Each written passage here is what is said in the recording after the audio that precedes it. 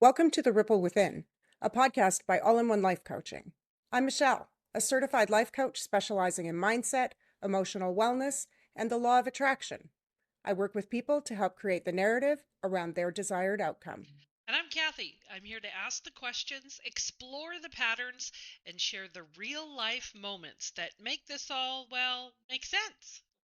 This podcast is about the connection between how we feel and the physical reality we experience every day.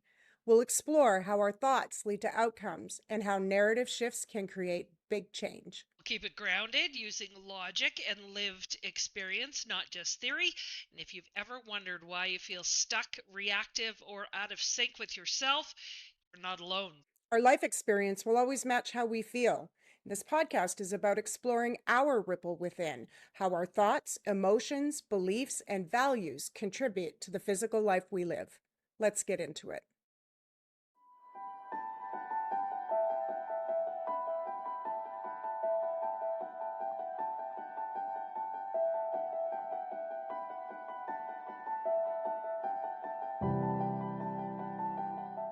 Welcome back, everyone. All right, Kathy, what are we talking about today? Sometimes a lot of us work for other people, Mm-hmm. for businesses, people that make major decisions aren't necessarily us. Sometimes those are made by your boss in whatever industry and job, career that you're in. Most of the time, there's a boss. If you are the boss, congratulations, good for you. Let's talk about when people in power make decisions that affect other people's lives and you needing to be okay with it, no matter what the decision is. All right. Okay, Jesus. Yeah. I say it a little bit like that because if the decision was going to be truly hurtful or harmful for someone, we would never be okay with that. So I think it's about, are the words we're using to describe the decision. You said we just have to be okay with it, kind of whether we like it or not. If it was a decision, again, that was going to be hurtful, we don't want you to be okay with it. Right. We really don't. The bigger question is, what is our comprehension around the decision? So, what is it about this decision that you might not be okay with? Well, it could be anything. It could be maybe it's your government, maybe it's your boss, maybe it's the head of your company, maybe it's watching the news and seeing somebody in a position of power make decisions in regards to their business that now affects millions of Canadians. And I'm thinking of, without saying the name, I'm thinking of an online platform that has been in the news recently. Okay. That when it was created, clearly there were some loopholes that caused thousands and thousands of people to be hurt by the technology. We can say that that was not their intent in creating that software and potentially believe that that was not their intent. Do you have a specific example? Because I don't watch the news, so I don't know that any of this is happening. Can I you give a well, specific? I can. I don't like mentioning the business because of the person that owns it, but Grok Yeah, yeah, software, yeah. Grok, yeah. So all the sexually explicit fake Photos photographs and stuff and like that. that was, yeah. I think they said, if I remember right, I think they said like 6,000 photos were faked and distributed? There's a couple of things in that. One, it likely wasn't Grok itself or the owners of Grok who were in the background going, "Oh, geez, Yeah. I hope this thing happens," and stuff. The bigger thing is the people doing it. It's interesting because today, as I was creating a new photo and wanting to add a blazer to my outfit, I asked AI, "Can you add a blazer to this?" The platform that I used to be able to do that was wonderful. It added a blazer, it helped me with the background, it did all of those things. And I sent it to you to have a look and get your feedback. And I also sent it to somebody else for their feedback. And their response immediately was quite funny, which kind of makes sense to me now because I wasn't aware of this in the news. That person immediately went to, "Oh no, like your photo can be used in a harmful way and somebody could exploit it and take advantage of it." Now, yes, I mean, that is a possibility. And not just with that platform, it's a possibility for any platform. As I proved this morning, I could manipulate a photo.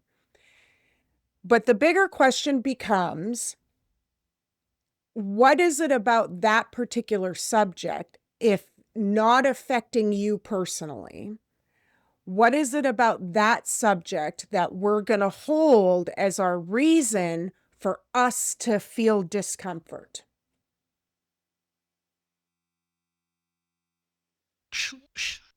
Show isn't rated. It might have to be after this. The content that was Mhm. distributing could be disturbing to viewers. Yeah. So the fact that it affected so many women, young girls, people, it's bothersome. It's terrible. It, think if I remember the news, I don't want to misquote they said, but somebody will probably be held accountable for that And happen, right? Like it's so tricky, but it I'm sure their intent was not to have it be used in such a horrible way. yeah. But Yeah. the same could probably be said about a lot of things. Like I'm sure, when the internet started, it wasn't meant to bully people it was meant to connect people and Yeah. find long Yeah. lost high school sweethearts or whatever. The intent was not it to be used vicious Yeah. medium for And people, right? maliciously, Yeah, and and maliciously and it's a great conversation to have because we may have spoken about this before on other topics. At some point in our human experience, the human themselves have to be responsible for the actions that they take and be accountable for the actions that they take. And in this time space reality, we are progressing so fast, especially from an AI technology.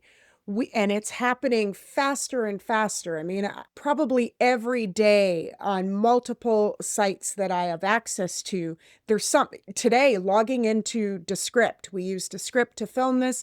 Today, I had do you want me to connect this to your GPT account or to your Claude account? Like, the easier this gets, like, woo! But my intention is never going to be to cause harm, post something without permission, create something that is completely fake, especially using another person's likeness. I mean, we would just never do that. Our minds don't go there.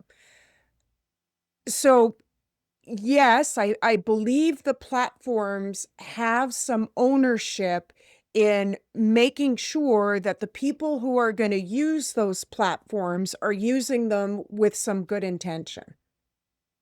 But we can't there's just no way to really monitor and manage that. I mean, AI will make it easier because they'll be able to scan things before they go up there. So for me, it's less about the platform and more about the humans doing it. And that brings up the side slash topic that goes, Canada's now talking about banning those sorts Under of things 16. for under 16, just like Australia did. And Yeah, the conversation is having the major providers monitor and figure out how are you going to do this? How are you going to verify right. a person's age? Well, so and then that would go back for me again, a 16-year-old, assuming they're living in a home and have parents, whether it's one or two or some sort of a guardian, at what point are they responsible for ensuring the safety of the child's interaction on the internet? Because we're holding a company responsible for that. But it's not just the company that's participating in it. It's educating our kids. As a matter of fact, a couple of days ago, a friend of mine's in town visiting from Montreal, and he has a almost 12-year-old daughter, and we were talking about social media and that dynamic, and she begged him for a TikTok account, and he was like, "Okay, but you can't show your face. You can have a TikTok account. I'm going to let you have this. We're going to monitor it and I'm going to watch it, but you may not post your face." That lasted about 2 months, and then she posted her face. And I think he said within an hour, TikTok banned her account and said that you don't meet the age requirement. So Wow. it didn't even really know how old she was, but it said her appearance made them believe that she didn't meet the age requirement and banned her account. Wow. That's impressive. I kind of thought it was pretty Yeah. impressive, actually, Yeah. that it did that. And again, the reasoning, whatever reasons they had within their family dynamic for her not to show her face, I mean that's Yeah. theirs, right? Respect. Yeah. I think it's we have to spend time educating our children, making sure that their intention and what's driving that interaction is taken care of. I think it's tricky to blame organizations for malice when I don't really believe that there was malice intended by the organization. That still doesn't mean there might be some things that they have to look at and develop to ensure that if there's an age restriction, that it gets caught by the software, which appears in this case it did, and good on them for it. So I think because and we've talked about this before where especially with AI technology, we are not going backwards. We're not. This environment that we're in, we are speeding up so fast into the future. So we're just expanding beyond that. And it's going to be more important to catch our children up and educate parents on how to do that, because you feel for parents who are both parents are working jobs, some of them maybe two jobs, and you, especially in Canada, I think we allow 11 or 12-year-olds to be able to babysit.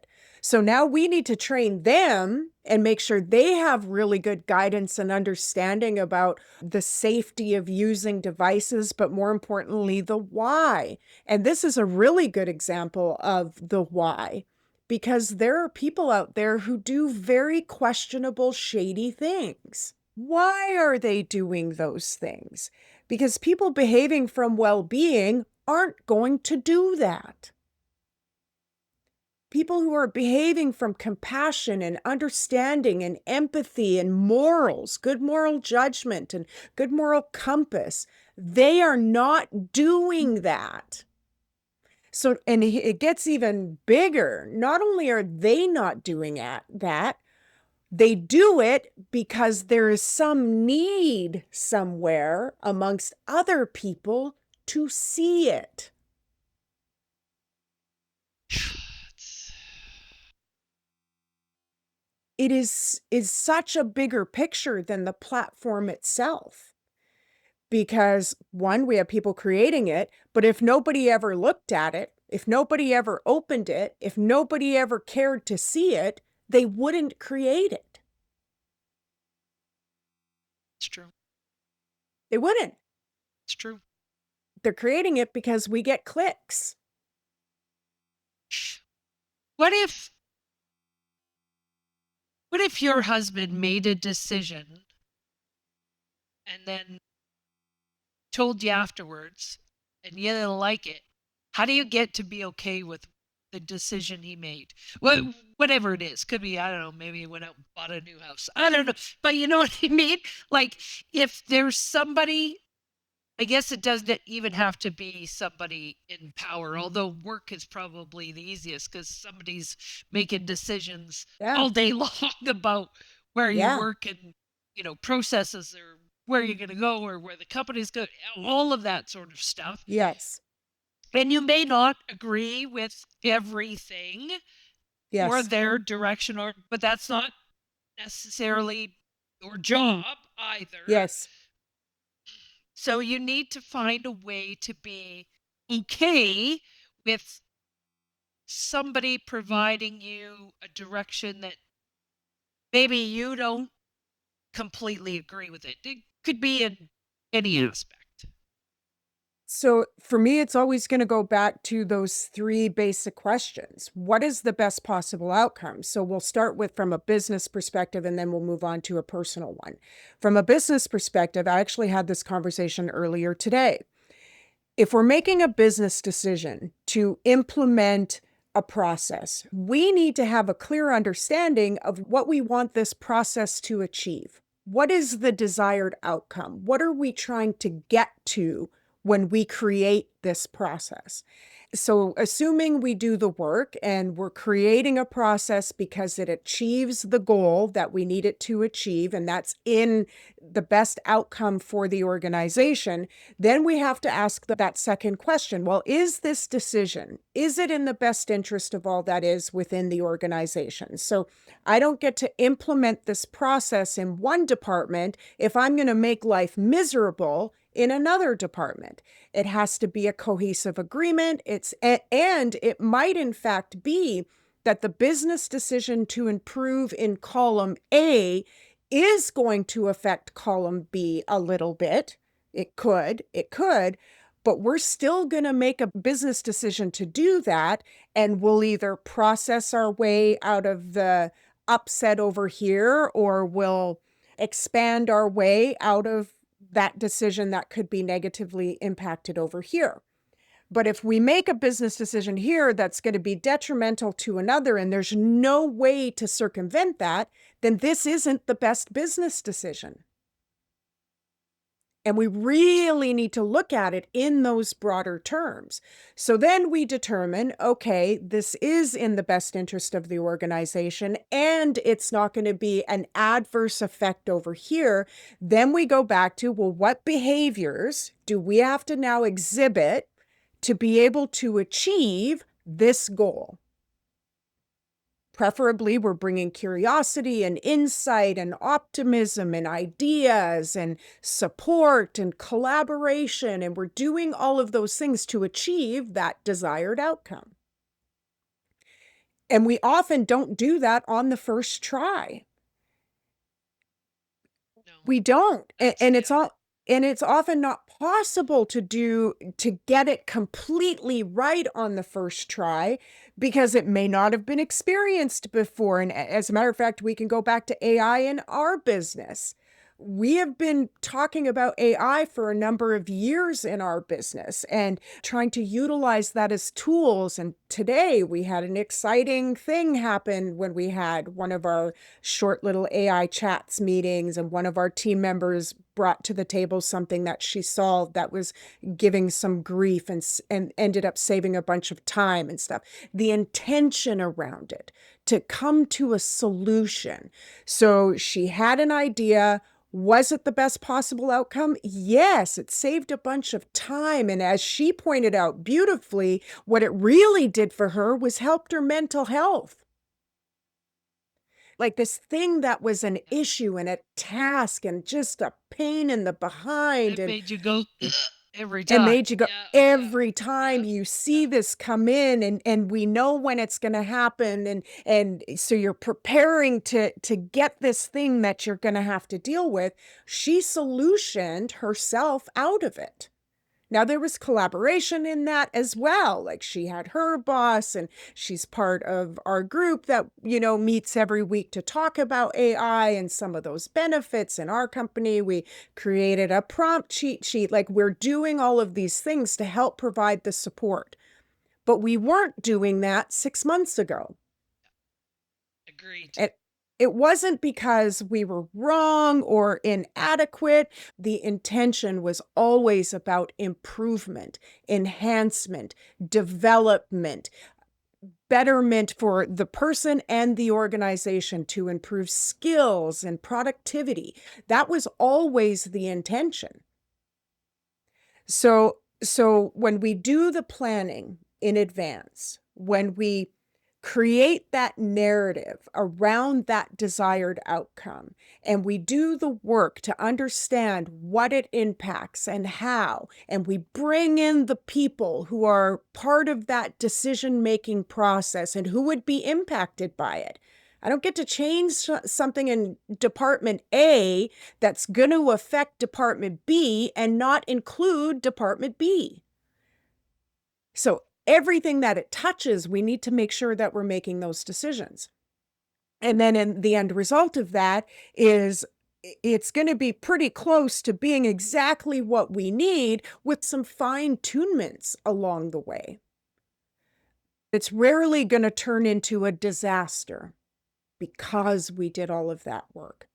And just like within personal relationships, and we'll use coupled relationships, preferably we are entering in within relationships with a mindset of this being teamwork.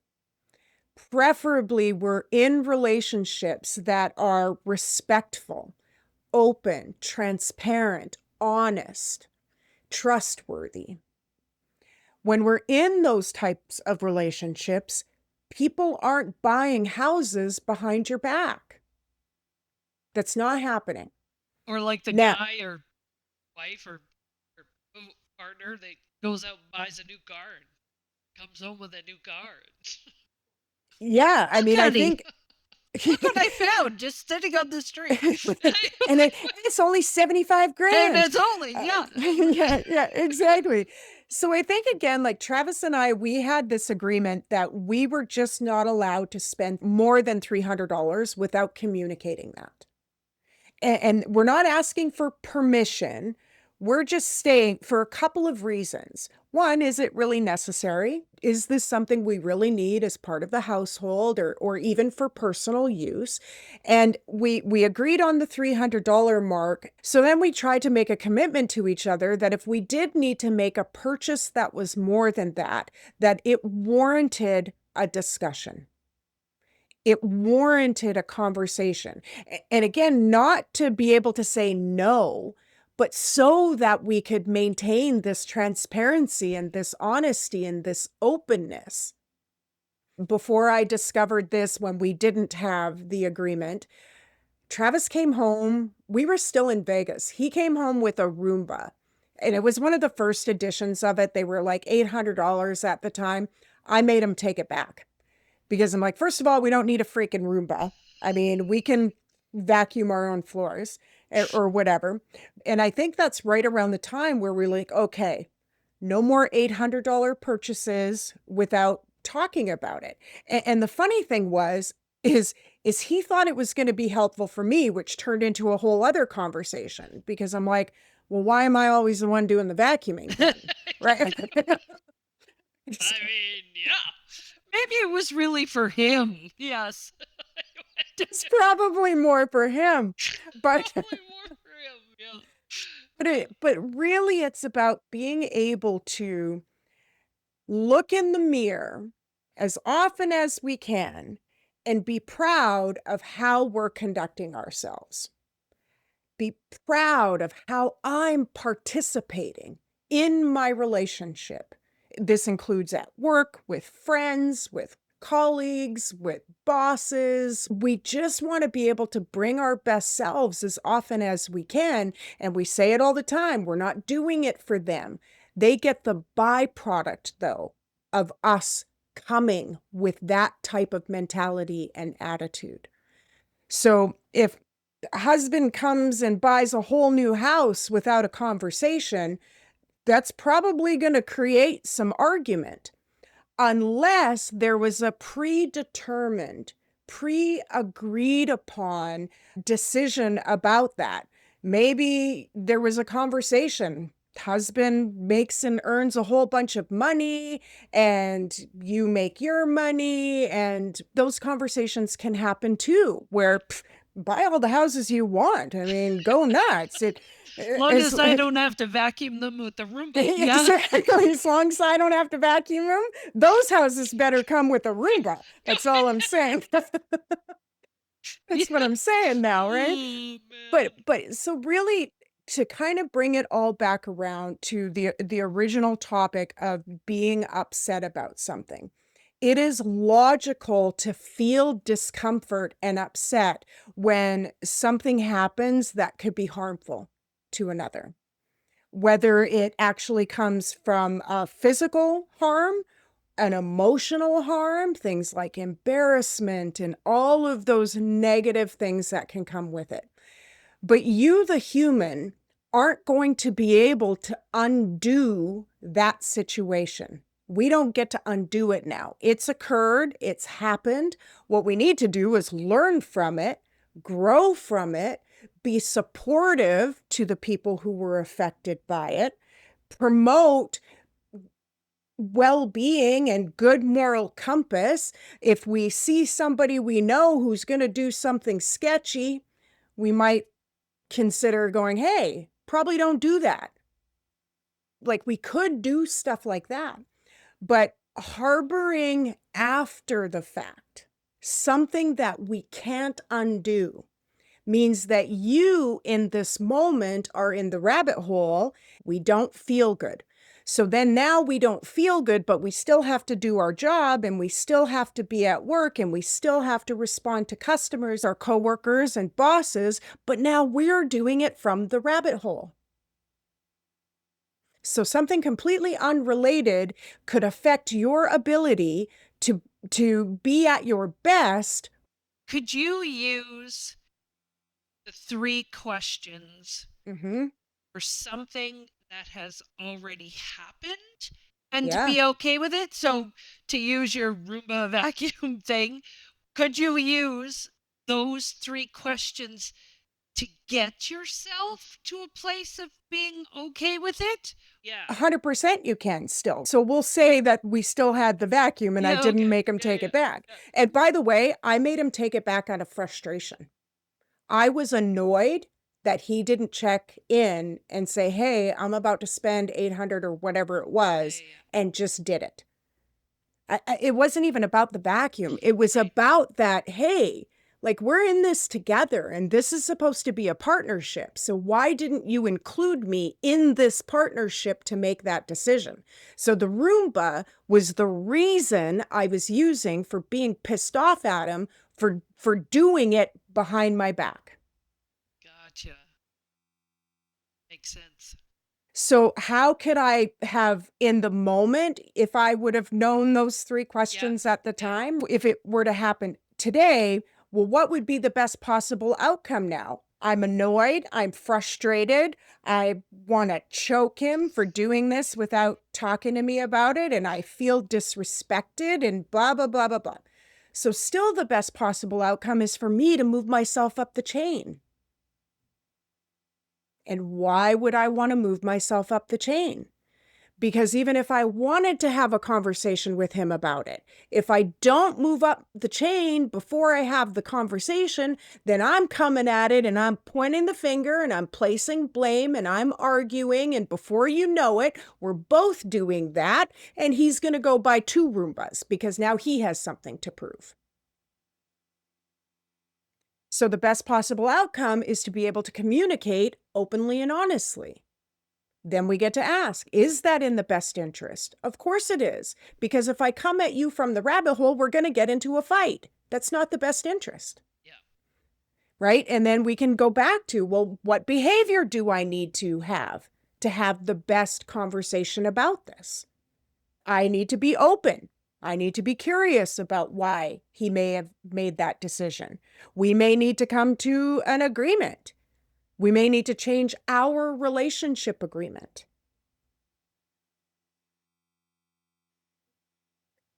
Then I get to the best possible outcome all over again. So just like in the instance with the AI and the images, we don't get to undo it, but what is the best possible outcome now? So it might be looking at the tool itself, looking at being able to monitor it, getting more parent input and buy-in, because I can assure you there's going to be some parents out there who are not going to like the government getting involved with what their kids can and can't do. So again, we're going to have one group of people who are totally okay with it, and then we're going to have another group who are going to be, this is BS. This is my house. I get to say what goes on. I get to. The majority of the people on our planet, though, aren't doing those things.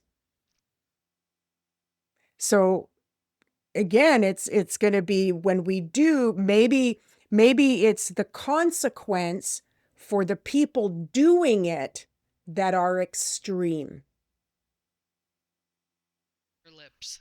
I, I mean, yeah. at some point, us humans simply need to be responsible and accountable for how we're participating in this experience. 100%. So again, is that in the best interest of all that is? Yes. Yes, it is.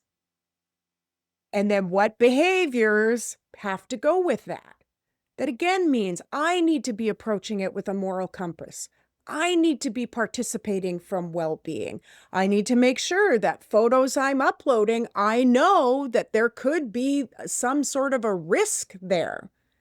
But the reality is that risk has been there for over 20 years. It just really, really has. Like right from the onset of platforms like Google and that sort of thing that have been around for a really, really long time.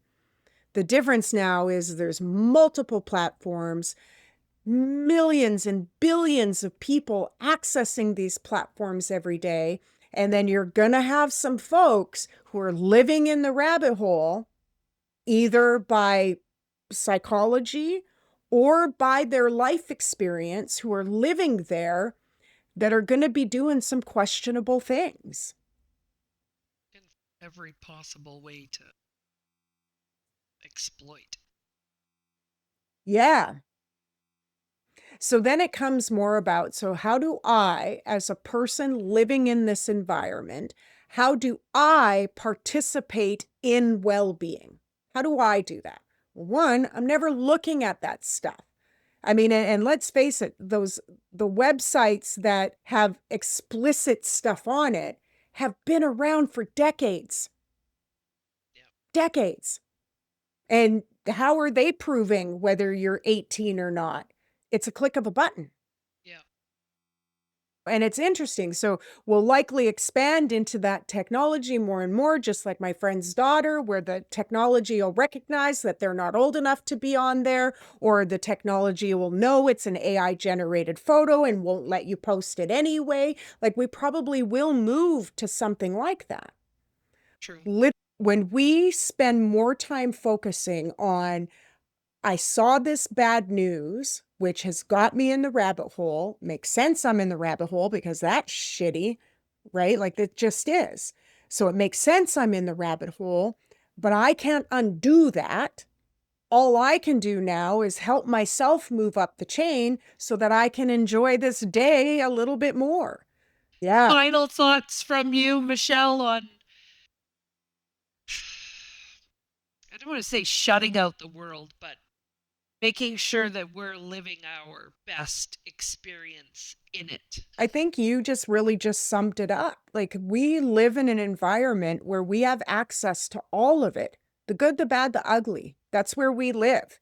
And we live in an environment with 8 billion people, all with their own consciousness, all with their own ideas, all with their own mindsets and their own moral compasses. And if we spend more time only focusing on how we're going to participate and doing that from a well-being perspective, then we begin to minimize and reduce the number of things that go sideways because we're not participating in it. So, from a law of attraction perspective, if we are witnessing something we don't like and we are angry and frustrated, we are taking part in the same bucket that created it. See, that's Me genius. too. Yep, genius. So then our alternative is to go to the upper bucket and preferably take a few people with us. Not that it's our job, but when we're on fire at work, there's nobody better than us at work. True. True. What about you? Final thoughts from you before we head out? So much. I, yeah. Puppy videos, kitty videos. I move on from Yeah. the good, the bad, the ugly without, I don't want to be oblivious either. But Yeah. yeah, And go volunteer. I would yeah, encourage people to yeah. get out there and volunteer. Just go do something that would then invoke a feeling of accomplishment, of appreciation, of gratitude, and watch your environment change. Or a random act of kindness at a McDonald's because you paid $9 for the person's meal behind you. 100%. 100%. Made me feel fantastic. Yeah. Anyways, if any of our listeners have any comments or would like to join us on a podcast, please leave your contact info below. And I know we've talked about this before. Fun fact about Canada: Hawaiian pizza was invented in Canada by a Greek in 1962. Pineapple absolutely belongs on pizza. Leave those comments below too. Until next time.